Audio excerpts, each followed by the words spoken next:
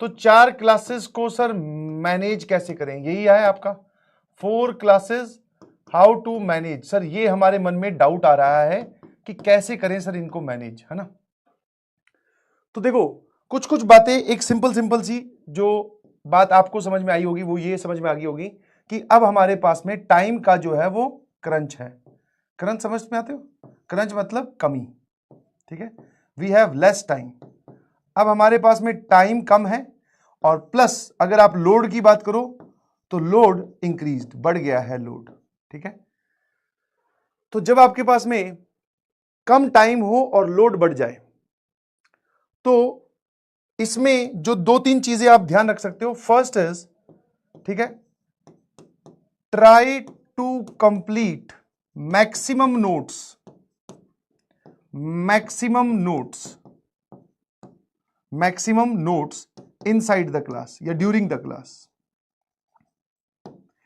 Class के साथ साथ नोट्स को कंप्लीट करने की कोशिश करें। ट्राई टू कंप्लीट, ऑल्दो मैं जानता हूं ये बात कि आप 100% नोट्स को कंप्लीट नहीं कर सकते क्लास के साथ साथ, बिकॉज आपको समझना भी है, लिखना भी है, टॉपिक भी देखना है, क्वेश्चन भी सॉल्व करने हैं, तो ये काम थोड़ा सा सर हेक्टिक है। बट जितना आप लिख सको, जितना आपको लग रहा है कि इतना मैंने लिख लिया, शॉर्ट में लिखने की कोशिश करें, मैक्सिमम लिखने की कोशिश करें। उसके बाद में अगर कुछ बच जाता है, लेफ्ट समथिंग, कुछ बच गया, तो उसको रिवीजन, मतलब लेक्चर का जो तुम रिवीजन करते हो, लेक्चर रिवीजन के साथ नोट्स कंप्लीशन, ठीक है। इसके लिए आप 30 मिनट्स पर क्लास निकाल के रखें और 30 मिनट्स पर क्लास, बस इतने में काम हो जाना चाहिए भाई, समझ गए। हाँ, इससे फालतू अगर टाइम लग रहा है तो उसको कम करने की कोशिश करो, स्पीड में थोड़ा लिखो, डाटा लिख लो सवाल का सिर्फ, ठीक है, हाँ ना।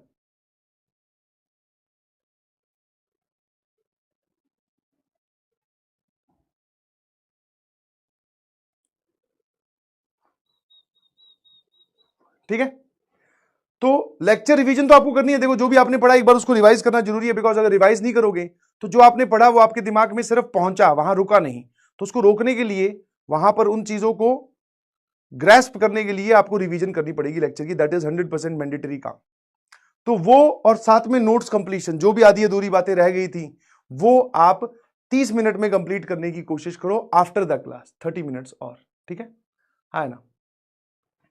उसके बाद में आते हैं हम तीसरा पॉइंट। अब बात आती है सर प्रैक्टिस की, कि प्रैक्टिस के नाम पे क्या क्या करना है हमें। तो देखो लेक्चर रिवीजन में क्लास एग्जांपल्स फिर इंक्लूड हो गए।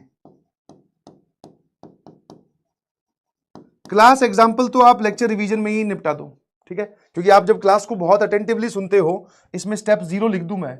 0 क्या है, अटेंड वेरी अटेंटिवली या फिर वेरी फोकस के साथ, ठीक है। क्लास को आपको बहुत ही फोकस के साथ सुनना है। ऐसा नहीं है कि आप जब क्लास के आगे बैठ जाओ तो आपके मन में ये हो कि अरे भाई बाद में देख लेंगे, नहीं भाई, वो बाद वाला तो आपका बैकलॉग बना देगा, समझ गए कि नहीं समझे। तो पहले आप आराम से पूरा ध्यान से सुनिए क्या बताया जा रहा है, ठीक है, अटेंटिवली क्लास को अटेंड कीजिए। क्वेश्चन साथ साथ में आपको टाइम दिया जाता है, उनको अटेम्प्ट करने की कोशिश करो, कि जहां पे अटके फिर वहां पे मैं एक्सप्लेन करता ही हूं वो देख लो।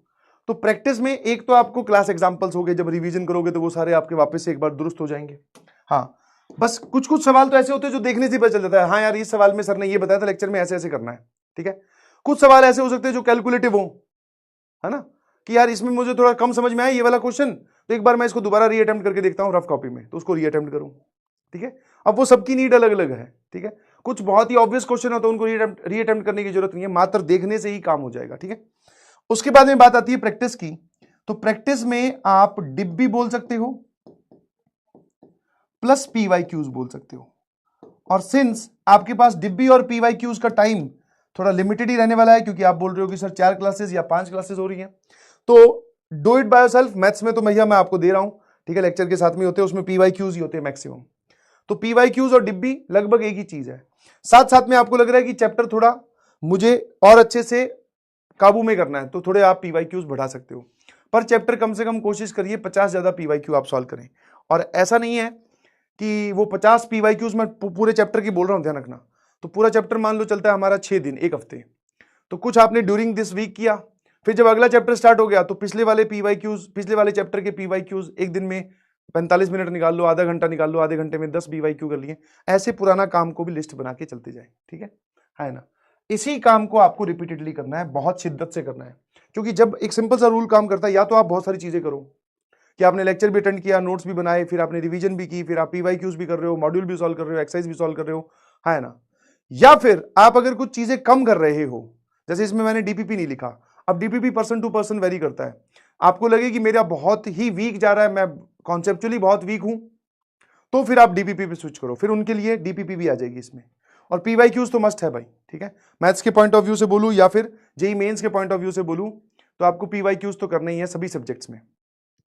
तो दिस इज द लीस्ट जो आपको करना है, ठीक है। और इसको बड़ी ही शिद्दत से करना है, समझ में आया? शिद्दत मतलब कि हाँ, जितने भी PYQs आपने कर लिया, अगर उस टाइप का सवाल कोई पेपर में आए तो सर वो गलत नहीं होगा, चाहे कुछ हो जाए।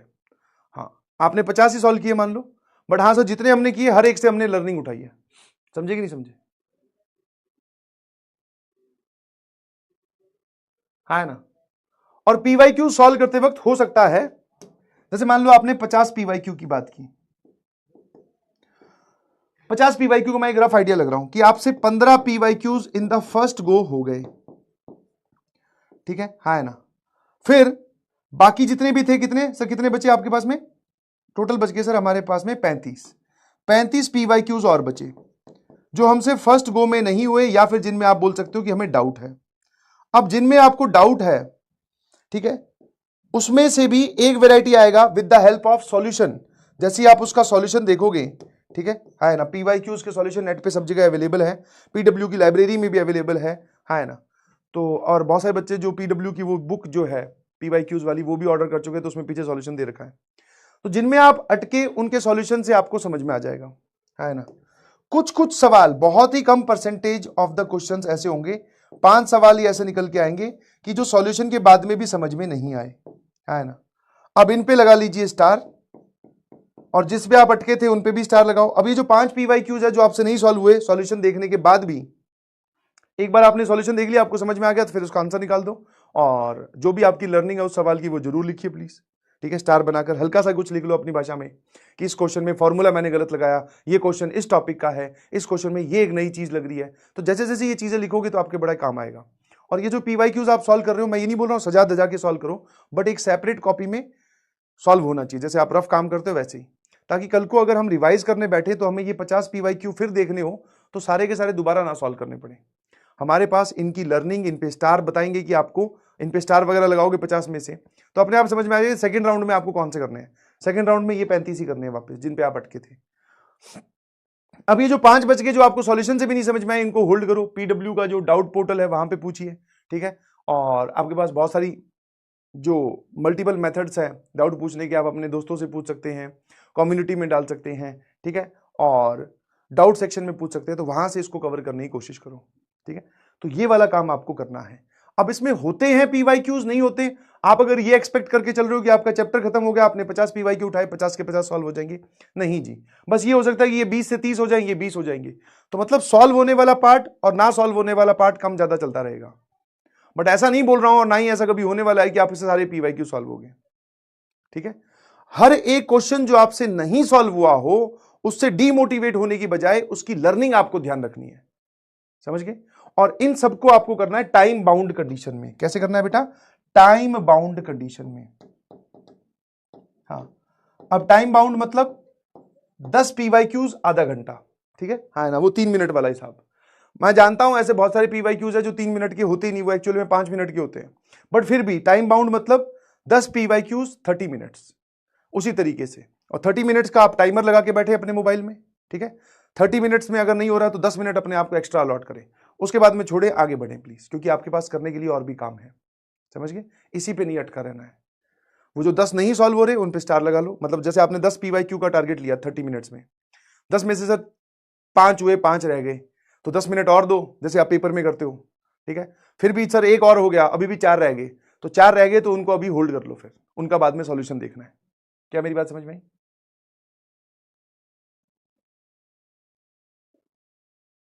ठीक है, हाँ।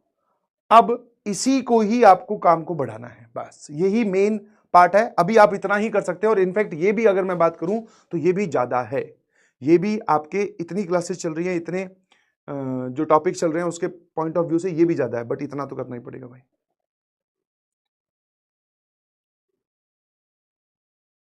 है ना?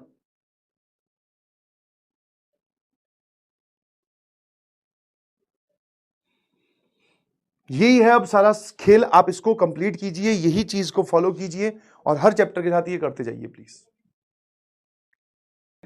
I hope you got my point.